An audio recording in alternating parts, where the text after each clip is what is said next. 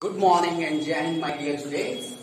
Again, I am going to continue my lecture regarding the Mughal dynasty. In last lecture, we have discussed about Babur, we have discussed about Humayun, and in this lecture, we will discuss about the great emperor of the Mughal dynasty, Akbar. So, before starting my lecture about the Akbar, I would say one thing. Please be connected with me while whole lecture, because this is very important lecture regarding the history. And बेटा अकबर से related हर एक points को हम लोग यहाँ पर discuss करेंगे. तो बेटा आप छोड़ के मत जाना, छोड़ के जाओगे पॉइंट्स छूट जाएंगे. फिर बाद में कहोगे कि सर आपने ये नहीं बताया, वो नहीं बताया. बेटा प्रॉपर तरीके से लेक्चर के साथ कनेक्ट रहिए. एंड अब हम लोग स्टार्ट करने जा रहे हैं हिस्ट्री ऑफ अकबर. कि बेटा हमारे पास जो अकबर थे वो हमारे पास कौन थे. एज वी नो दैट कि हमारे पास जो अकबर है, तो अकबर हमारे पास कौन थे बेटा. तो Akbar was the third emperor of the Mughal dynasty. Akbar का जन्म कहां हुआ था, तो लास्ट लेक्चर में मैंने आपको बताया था. कब हुआ था ये भी बताया था. उसके बाद से अकबर के फादर यानी कि अकबर के पिता कौन थे, तो हुमायूं थे. और अकबर की माता कौन थी, तो हमीदा बानो बेगम. तो बेटा हमारे पास अभी तक तो हमने ये देखा कि हमारे पास हुमायूं, बाबर के बाद हुमायूं, ये दोनों हमारे पास मुस्लिम रिलीजन से थे. और ये मुस्लिम रिलीजन के होते हुए भारत में मुगल डायनेस्टी की स्थापना किया था. बट अकबर एक ऐसा शासक था जो हिंदू और मुस्लिम दोनों को एक साथ लेकर चला. You can say that Akbar was a great emperor of the Mughal dynasty who set up the compromisation of Hindu and Muslim. यानी कि हिंदू मुस्लिम को साथ रखकर ये अपने आप को आगे बढ़ाया था. तो बेटा अब हम अकबर के की पॉइंट्स के बारे में बात करते हैं. तो अकबर का जन्म कब हुआ था, तो 1552. अकबर हमारे पास भारत का शासक कब बना, तो अकबर बेटा भारत का शासक बना हुमायूं के मृत्यु के बाद. एंड हुमायूं की मृत्यु हुई थी 1556 में. और उसके बाद से बेटा हमारे पास ये कल्लानौर नामक जगह पे एक इसके शिक्षक थे जिनका नाम था बैरम खां. उन्होंने इसको राज्य अभिषेक किया था. It means Bairam Khan crown the Mughal dynasty emperor at Kalanaur in 1556.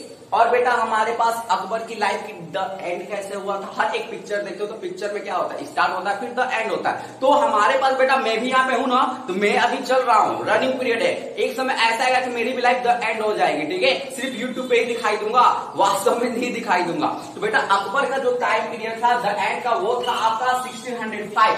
तो बेटा अब हम बात करते हैं सबसे पहले important dates which are totally related with the Akbar's life. यानी कि अकबर की जिंदगी से जुड़े हुए हर एक पहलू को हम लोग देखेंगे कि अकबर के काम क्या थे. तो हमारे पास 1551. बेटा अब देखो हमारे पास अकबर का जन्म 42 में हुआ था और सिर्फ 9 साल की उम्र में यह गवर्नर बना दिया गया था. है कहां का, तो गजनी का. तो बेटा हमारे पास क्वेश्चन आता है, when Akbar was appointed as the governor of Ghazni in 1551 at the age of 9 years. और बेटा जब हमारे पास अकबर सिर्फ 14 साल के होते हैं, 14 साल के, तो उनकी पिता की सोरमंडल नामक पुस्तकालय से दीनपुरा जगह जो दिल्ली में है, जो यमुना नदी के तट पर बसा हुआ है, वहां से गिरकर उनकी मृत्यु हो जाती है. और अकबर भारत का मुगल वंश का तीसरा बादशाह बन जाता है. तो बेटा वो समय कौन सा था, तो 1556 था. तो बेटा 1556 एक बहुत इंपॉर्टेंट डेट है हमारे भारतीय इतिहास में. 1556 was the year in which Akbar crown as a emperor of the Mughal dynasty in Hindustan. And also there was a second battle of the Panipat which was fought between Akbar and Hemu. But Akbar was very little, it means the age of 14. So army of Akbar was leading by Bairam Khan. Bairam Khan was commander of Akbar army. तो बैरम खां के नेतृत्व में जो हमारे पास पानीपत का दूसरा युद्ध लड़ा गया था हेमू के खिलाफ, तो उसमें हेमू हार जाता है और अकबर की सेना विजयी हो जाती है। और उसके बाद से भारत में मुगल वंश के जो वास्तविक संस्थापक माने जाते हैं वो अकबर अपना परचम लहराते हैं। बेटा अब देखो हमारे पास ये तो 1556 की बात हो गई। 1562 में बेटा हमारे पास बैटल ऑफ मालवा होता है। बैटल ऑफ मालवा के साथ साथ 1562 हमारे पास बहुत इंपॉर्टेंट होता है कि हमारे पास उस समय जो भी युद्ध होता था तो युद्ध में हार जाने वाले जो राजा होते थे, महाराजा होते थे, शासक होते थे, उनके सैनिक को जीते हुए शासक अपने साथ लेकर जाते थे और उनसे दास का काम करवाते थे, नौकर बनाकर रखते थे। तो बेटा ये सिस्टम जो था, स्लेव जो सिस्टम था, दास प्रथा जो थी, यह अकबर ने खत्म कर दिया। तो 1562 में क्या हुआ था? Battle of Malwa and uprooted slave system by Akbar in 1562। It means this is the very important year in the history. Next है बेटा 1563 में बेटा हमारे पास रिलीजियस ट्रैवलिंग टेक्स्ट लगता था। अकबर जो हमारे पास जितने भी शासक थे वह तीर्थ यात्रा कर लगाते थे, यानी कि अब तीर्थ पर जाएंगे तो भैया पैसा दो तभी आप जाओगे, अगर नहीं दोगे तो भैया मत जाना, ठीक है। तो बेटा हमारे पास तीर्थ यात्रा कर यानी कि रिलीजियस ट्रैवलिंग टेक्स को अपरूट यानी कि जड़ से खत्म करने वाला जो शासक था वो कौन था? तो वो बेटा हमारे पास अकबर थे। कब किया था? तो 1563 में। और बेटा ये तो बहुत इंपॉर्टेंट है 1564। तो 1564 बेटा हमारे पास वह समय था जब भारत में अकबर के द्वारा जो हमारी प्रथा 712 से चली आ रही थी, 712 was the time in the Indian history when jizya tax was introduced in the region of the Sindh। तो बेटा हमारे पास जिजिया टैक्स उस समय से चला आ रहा था और अकबर एकमात्र शासक बना पहला जिसने जिजिया टैक्स को पूरी तरह से खत्म कर दिया हिंदुस्तान के अंदर से, ठीक है। जिजिया टैक्स क्या था? तो नॉन मुस्लिम रिलीजन के ऊपर यानी कि जो गैर मुस्लिम धर्म के लोग होते थे उन पर धर्म के नाम पर टैक्स लिया जाता था और उस टैक्स को हम जिजिया टैक्स कहते थे। तो jizya tax was uprooted by Akbar in 1564। Okay, अब हम बात करते हैं नेक्स्ट 1571। तो 1571 बेटा हमारे पास बहुत इंपॉर्टेंट है। हमारे पास आप सभी लोग फतेहपुर सीकरी का नाम सुने होंगे, एक जगह का नाम है, बहुत अच्छा जगह है, वहां पे फतेहपुर सीकरी है और वहां पे फतेहपुर सीकरी का किला है, fort of the Fatehpur Sikri. So you can say that Fatehpur Sikri was stabilized by the Akbar in 1571 and after stabilization of the Fatehpur Sikri he transferred his capital from Agra to Fatehpur Sikri. Agra Akbar का पहला राजधानी था, फतेहपुर जो सीकरी था वह अकबर का दूसरा राजधानी था, ठीक है। और बेटा इसके बाद से अकबर की तीसरी राजधानी भी होती है, ठीक, उसके बारे में हम डिस्कस कर रहे हैं अभी। अब हम देखते हैं 1572। तो 1572 was the time period in the history of the Akbar. Eight the time of the Akbar जो वह बुलंद दरवाजा बनवाता है। तो बुलंद दरवाजा भैया क्यों बनवाता है? ऐसा नहीं है कि अकबर को सपना आता है बुलंद दरवाजा बना दो, ठीक है, तुम अमर हो जाओगे, ऐसा कुछ नहीं है बेटा। आज भी हम लोग प्रॉपर तरीके से कोई मैच जीत जाते हैं तो हम लोग सेलिब्रेशन करते हैं, हम लोग बहुत इंजॉय करते हैं। तो गुजरात उस समय एक ऐसा राज्य था जो अकबर के हाथ से निकलते जा रहा था। तो गुजरात विजय के बाद after the victory of the battle of Gujarat वह क्या करता है? वह करता है क्या? तो अपनी खुशी जाहिर करने के लिए वो बुलंद दरवाजा बनवाता है। अब हम बात करते हैं 1575। तो 1575 में बेटा वो इबादत खाना बनवाता है। इन 1575 ही स्टेबलाइज्ड इबादत खाना। और बेटा 1576 this is very important, this year is very important. बेटा अकबर के लाइफ में दो युद्ध जो थे बहुत इंपॉर्टेंट थे। पहला क्या था? First battle of Panipat which was fought in 1556 between Akbar's army and Hemu. And the second battle which is very important in the life of the India Akbar and also at the point of the competition, at the point of the important dates, 1576 was the year in which Akbar fought a battle against a very brave and the great king of Rajput, Maharana Pratap. You know, Maharana Pratap नाम ही काफी है इस शेर को जानने के लिए. तो बेटा हमारे पास उस समय जब मुगल वंश का भारत में शासन था, तो उस समय जो राजपूत लोग थे, तो राजपूत लोग मुगलों से बहुत ही ज्यादा खफा थे, क्योंकि वह दूसरे वंशज के थे. तो इसकी वजह से महाराणा प्रताप और उनका बेटा उदय सिंह, ये दोनों लोग मुगलों की अधीनता जीते जी स्वीकार नहीं किए थे. और बेटा हल्दी घाटी के युद्ध में महाराणा प्रताप मुगलों की अधीनता स्वीकार नहीं करते हैं, वो मरना पसंद करते हैं, यानी कि वो एक महान योद्धा हो जाते हैं. समझ में आ गया? तो हल्दी घाटी का युद्ध किसके बीच हुआ? तो अकबर और महाराणा प्रताप के बीच में. Is it clear? नेक्स्ट है बेटा आपका 1578. तो बेटा 1575 में जो इबादत खाना बना था, तो उस इबादत खाने में सिर्फ मुस्लिम लोगों की ही अनुमति थी.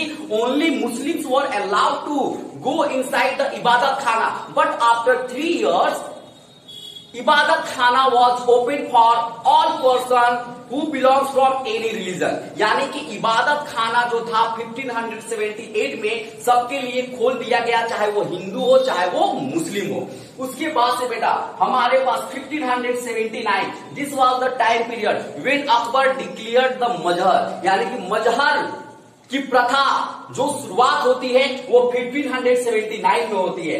And this is the very important year 1582. 1582 हमारे पास एक ऐसा समय होता है मुगल इतिहास में जहां अकबर एक नए धर्म का प्रचलन सामने लाता है. यानी कि Akbar introduce a new religion and that new religion is known as Din e Ilahi. तो दीन ए इलाही एक ऐसा हमारे पास नया धर्म होता है जो अकबर भारत में, हिंदुस्तान में मुगल शासन में सामने लाता है और इसके बारे में बताता है. तो क्वेश्चन आता है, who was the founder of Din e Ilahi? तो Akbar was the founder of the Din e Ilahi. When Din e Ilahi was introduced in Mughal dynasty in Hindustan, तो in 1582 this was the time period when Din e Ilahi was introduced in India at the time of the Akbar period.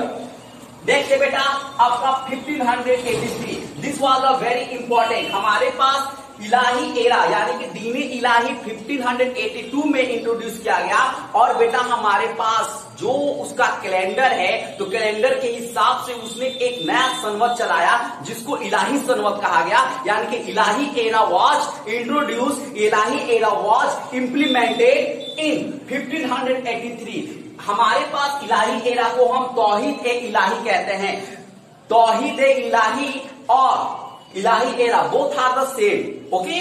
और हमारे पास next है बेटा 1585, जो मैंने अभी आपको बताया था कि first capital Agra, second capital Fatehpur Sikri and third capital is Lahore.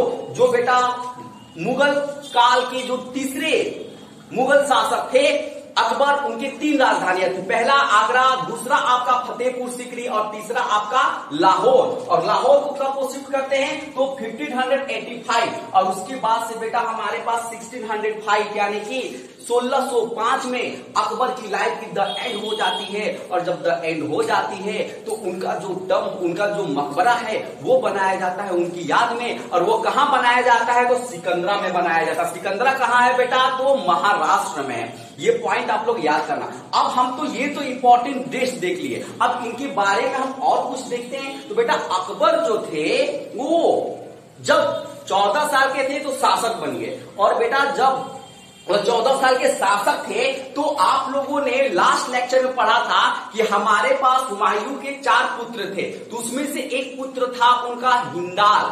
ठीक है, एक का नाम था हुमायूं. तो हुमायूं से अकबर और हिंदाल से हमारे पास रुकैया सुल्तान निकली. यानी कि अकबर जो है वह अपने चाचे के लड़की के साथ शादी कर लेते हैं. It means Akbar got married with his cousin sister. Is it clear? और उसके बाद बेटा हमारे पास 1562 एक ऐसा समय आता है जो हमारे पास राजा भारमल होते हैं अमेर के, जो जयपुर राजस्थान में पड़ता है. तो king of Amer Raja Bharmal offered Akbar to get married with his daughter, and उसके बाद से हमारे पास बेटा जो हरखा बाई लड़की होती है उनसे अकबर की शादी होती है, और हरखा भाई को ही हम जोधा बाई कहते हैं और मरियम उज जमानी कहते हैं। तो बेटा हमारे पास मरियम उज जमानी, हरखा बाई, जोधा बाई, ये तीनों नाम एक ही है, कंफ्यूज मत होना। कभी हरियम ओ जमानी आ जाएगा, मरियम ओ जमानी आ जाएगा, कभी आपका हरखा बाई आ जाएगा, कभी आपका जोधा बाई आ जाएगा।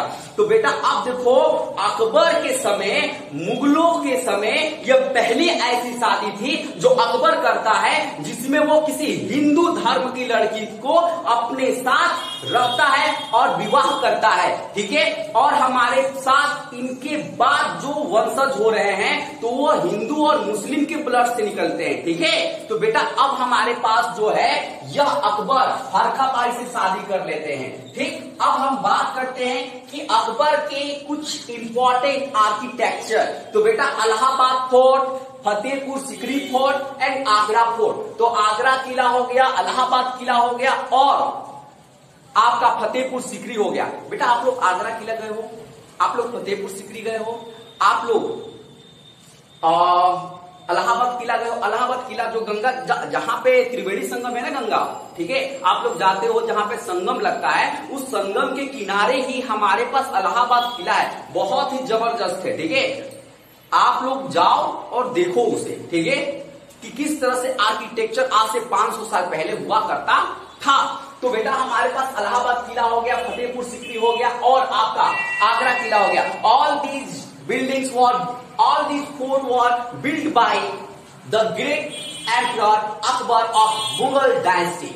ओके, अब हम 9 डायमंड यानी कि 9 रत्न की बात करते हैं। 9 रत्न बेटा हमारे पास, जैसे आप गुप्त साम्राज्य में देखते थे कि हमारे पास 9 रत्न होते थे, तो उसी तरह से हमारे पास मुगल वंशज में अकबर के समय 9 रत्न होते थे। There were 9 diamonds in the court of the Akbar and who were they, और वो कौन थे। तो बेटा अब मैं आपको एक ट्रिक बता रहा हूं। ट्रिक क्या है, तो आप लोग हिंदी में लिखो, अबे फेटो हमार मुत्ता, ठीक है। तो बेटा आ मीन्स अबू फैजल, बे बीरबल, थे फैजी, तो टोडरमल, हा हमार काम, मां मान सिंह, रा रहीम, मु मुल्ला दो प्याजा,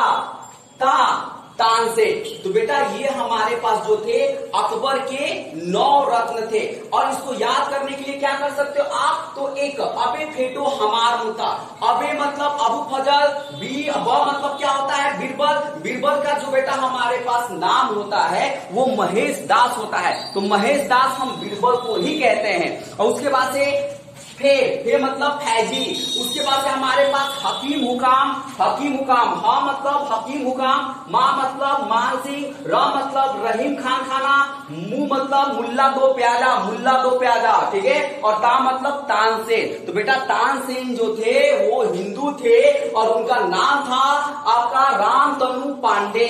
बीरबल जो थे वो भी हिंदू थे, इनका नाम था महेश दास। तो बेटा अब इनके बारे में तो हम जान गए। तो बेटा अब हमारे पास बीरबल ऐसे पहले हिंदू शासक थे जो दीन इलाही धर्म को स्वीकार करते हैं। The Birbal was the first and last Hindu ruler who accepted a new religion which was introduced by Akbar, दीन इलाही। तो बेटा ये हमारे पास 9 रत्न थे जो अकबर के दरबार में पाए जाते थे। अब उसके बाद से हम बात करते हैं आपका राजमनामा। तो राजमनामा हमारे पास क्या है बेटा, महाभारत, हिंदू धर्म का एक पौराणिक ग्रंथ जो माना जाता है महाभारत। तो महाभारत को फारसी भाषा में ट्रांसलेट करवाए थे, ठीक है, और जिसको ट्रांसलेट करवाए थे उसका नाम है राजमनामा। इसको किसने ट्रांसलेट किया था, तो इसको ट्रांसलेट बताए नहीं हूं। और हमारे पास नाकिब खान ने किया था किसके कहने पे, तो अकबर के कहने पे। अब हमारे पास है बेटा इनका बायोग्राफी है, ठीक। आपने अबू फजल का नाम सुना। अबू फजल हमारे पास एक ऐसे ट्रांसलेटर थे मुगल शासक में अकबर के समय, जिन्होंने तुजुक-ए-बाबरी लिखी थी, ठीक है। कब लिखी थी, तो 1583 में। उसके बाद से उन्होंने अकबरनामा यानी कि आईने अकबरी की रचना की थी, अबू फजल, ठीक है। अब हमारे पास जो बात आती है बैरम खां और महामंगा, ठीक है। तो महामंगा और बैरम खां ये दो बहुत इंपॉर्टेंट रोल प्ले करते हैं किसके समय पे, तो बेटा हमारे पास अकबर के समय पे। अगर ये दोनों नहीं होते तो अकबर नहीं होता। ये बात समझ में आ रही है ना, क्योंकि जब अकबर पैदा हुआ था तो उस समय हुमायूं की हालत बहुत ही जबरदस्त खास्ता थी, ठीक है। वो इनका पालन पोषण नहीं कर सकता था। तो बेटा हमारे पास बैरम खां अकबर को शिक्षा दीक्षा देते हैं और महामंगा उनका पालन पोषण करती है। तो बेटा अब मैं आपको बता रहा हूं कि जब 1556 से लेके 1560 यानी कि जो ये 4 साल का समय होता है, तो मुगल वंश के शासक तो होते हैं ये अकबर, लेकिन वहां पर किसकी हुकूमत चलती है, तो बैरम खां की चलती है, ठीक है। और बेटा 1560 से लेकर 1562 तक, तो time period of the 1562 that time period was known as also the petticoat time era, petticoat time era. तो बेटा हमारे पास बैरम खां मारे जाते हैं जब ये हमारे पास करस्पेंसी यानी कि षड्यंत्र के द्वारा मक्का भेजे जाते हैं, क्योंकि भाई महामंगा देखो औरत है, चुगली करेगी, ठीक है। तो बेटा ये अकबर का कान भर देती, कानाफूसी कर देती है बैरम खां के खिलाफ। तो बैरम खां के खिलाफ जब कानाफूसी करती है तो अकबर उसको भेज देते हैं, भैया बैरम खां तुमने बहुत मेरी सेवा कर ली, अब तुम जाओ